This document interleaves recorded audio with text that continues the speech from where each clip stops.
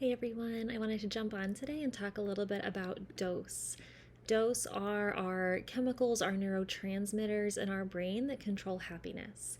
And these are really integral to brain retraining. So you'll hear a lot about D.O.S.E chemicals and improving our dose, getting our daily dose. There's some wonderful folks that have a group of trying to encourage that. There's some awesome other YouTubers that really have a focus on how to cultivate these daily dose chemicals, but I want to explain them a little bit, especially from my perspective and my background. So, for those of you who are new here, hi, my name is Teresa. I'm a licensed mental health therapist, I'm a yoga therapist, and I do struggle with chronic illness myself, but I also specialize in helping people with chronic pain and chronic illness to heal. And I do that primarily through brain retraining. So I completed DNRS, Dynamic Neural Retraining System, myself. It was super helpful for me in recovering from some of my symptoms of chronic fatigue syndrome and Lyme disease and other chronic health issues like MCAS and histamine issues as well.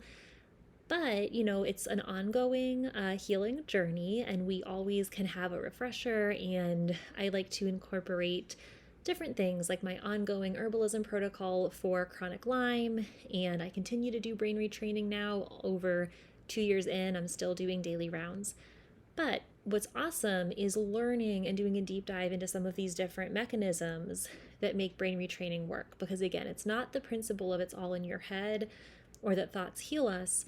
It's the idea of understanding that there's a deeper science behind it. So what are D.O.S.E chemicals? So D.O.S.E is an acronym, and it stands for D for dopamine, O for oxytocin, S for serotonin, and E for endorphins. Each one of these chemicals has a job to do, and just to put it very in simple terms, dopamine helps with like motivation and learning. It can be good and bad because it is something that plays a big role in addiction. So when people talk about doing like dopamine fasting, it's because dopamine is something where if you hear that ding on a notification bell and you want to see what it says, or when you do something that feels rewarding, you get a rush of dopamine, which makes you want to do it again and again. So again, that can be really good in the moment, but it can also lead to addiction over time. So we just have to be careful. It's a necessary hormone. It's a necessary chemical. But it's something that can be used either way. O stands for oxytocin, and oxytocin is like the love, the hug chemical. We think about, holding a newborn baby. Oxytocin is what bonds us to other people. It gives us feelings of trust. It helps us with relationships and communication and just love. S for serotonin. Serotonin, there's a lot of kind of newer research coming out about serotonin. We know the serotonin hypothesis of why antidepressants were said to work with selective serotonin reuptake inhibitors or SSRIs. Some of that science was not ever really proven, but we do know that serotonin plays a huge role in mood. And it does factor a lot into our sense of reward, our sense of accepting ourselves, having confidence, giving us some social power. And serotonin, the statistics differ a little bit, but between 70 to 90% of serotonin is produced in our gut. So the importance of gut health is really impactful for serotonin production. And then E stands for endorphins. And endorphins give us a euphoric feeling or a high, like runner's high is endorphins, and endorphin rush. If something kind of scary or thrilling happens, that endorphin feeling is what we get. Can also be used to mask physical pain. So when people have any kind of injury or accident, they say, oh, I didn't even feel it right away. It's because the endorphins kick in to give us kind of this superhuman strength or power to get through something. But in a more benign way, just going on a run or a workout, we feel good because endorphins kick in. So what are some things we might notice if we have a lack of these chemicals circulating? So for example, with dopamine, if we don't have enough dopamine circulating, we might feel like we are prone to feeling lazy or low self-esteem. We might not have a lot of energy. Focusing could be a difficulty, anxiety, mood swings. Oxytocin deficiency, which we get from not having enough social interaction, loneliness is a big key there. And again, just lack of energy, feeling kind of like dissociated or disconnected, and anxiety. Again, it also plays a role in sleep. Serotonin, we go back into low self-esteem because serotonin is linked with reward and intrinsic motivation. Being like emotional with panic attacks or anxiety, mood swings, all of these things tie in. And serotonin also plays a role in obsessive compulsive disorders and our sleep cycles. And then with endorphins, if we don't have enough endorphins circulating, again, just anxiety, depression, but also with endorphins, we can end up having aches and pains like fibromyalgia, unexplained pains, insomnia, and impulsive behaviors because we're seeking that endorphin rush. So, what do we know about happiness and D.O.S.E hormones? What is a role that they can play to help us improve our health when we're dealing with chronic pain or illness or brain retraining?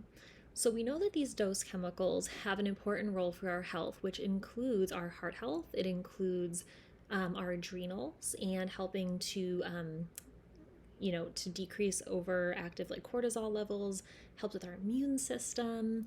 It helps with our creativity and being able to feel like we have motivation to do things. We want to be more socially involved, which gives us a sense of purpose and meaning in our lives. It helps us with our relationships as well. So let's have some examples of different ways to increase different hormones.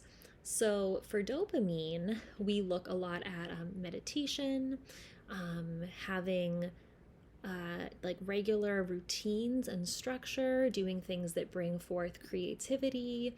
We might want to think about, different things that give us some anticipation and then a sense of reward after the fact.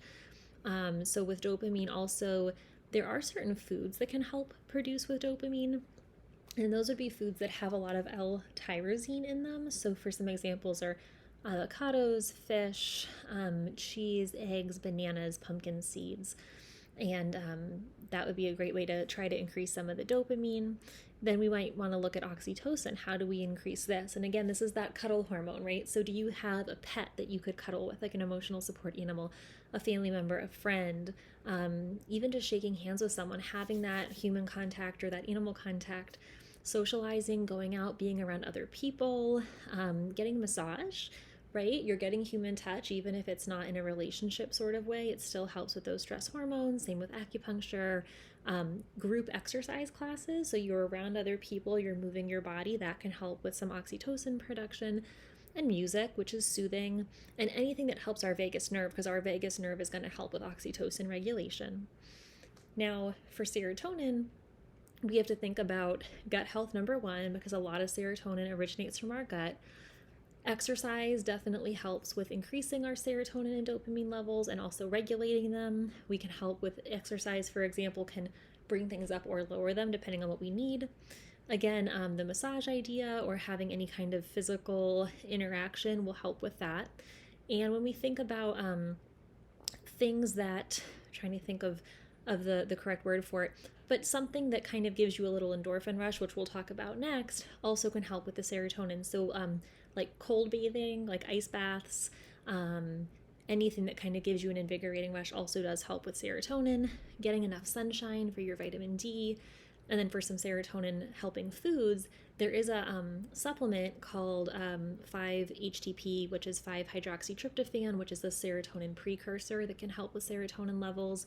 Or foods like banana, egg, omega-3 high foods like fish, nuts and seeds, leafy greens, probiotics are all going to help. And again, that has something to do with our gut health as well. And then lastly, for endorphins, what's going to give us that natural high, that rush? So that could be high intensity exercise like running or HIIT workouts, meditation actually, even though it sounds like meditation would more down regulate, it can give you an endorphin rush depending on the time of meditation and your response. Stretching, creating something. So if you're musically inclined or you like art or singing or performing, anything that you get up on a stage, maybe, or go and think about a way that you're performing or putting something out there, you're setting yourself up with that, like that natural rush of something. And then also laughing and crying. So having an emotional release is giving us that endorphin feel. And then eating certain foods like dark chocolate or spicy foods is an endorphin